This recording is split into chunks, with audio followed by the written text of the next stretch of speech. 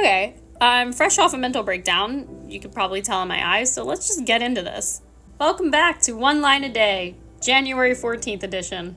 If you're new here, this is a book I kept where I wrote down 1 line a day of something I did on that day for 5 years straight. And I am just unhinged enough to read it aloud to you.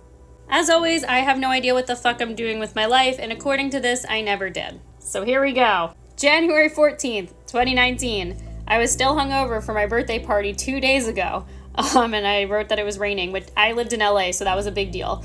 And then it looks like I cooked a little, and I cleaned, and I straightened my hair, and people gave me compliments, because at that time I curled my hair like every day, like super, super curly, and I worked like a really long shift. And again, I was working like nights at that time. January 14th, 2020, I went to work. We wrote a sketch, and then we ended up I think we filmed it that day, I'm not sure. I had like a little movie night with some friends. We watched Beasts of the Southern Wild, and I actually had like people over to my Birmingham apartment for the first time, because I like just moved there, like end of 2019.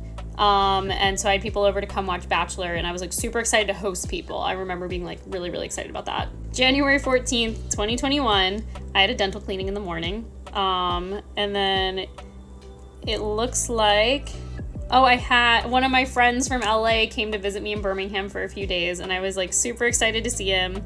And we went and we got like some beers and dinner and like caught up. And this was like coming off the pandemic where I hadn't seen anyone. And like I said, I'd moved from LA to Birmingham and kind of like hadn't seen anyone since, because the pandemic kind of like happened right after that move. So it was just so exciting to see a familiar face. January 14th, 2022. It looks like I went into the office because I was covering for 2 producers who were out that day. So yay me, had a fun day.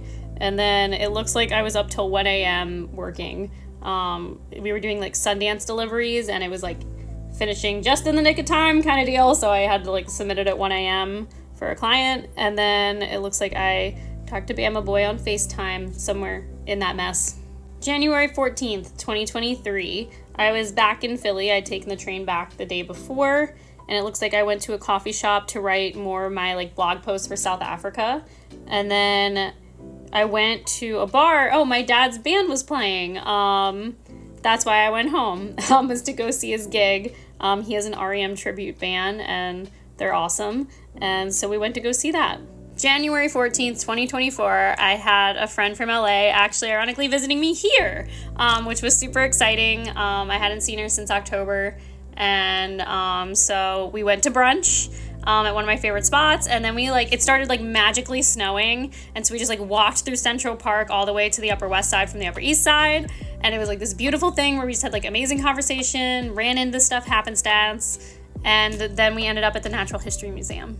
Also, I got dino nuggets at the Natural History Museum because I'm an adult and I can fucking do that.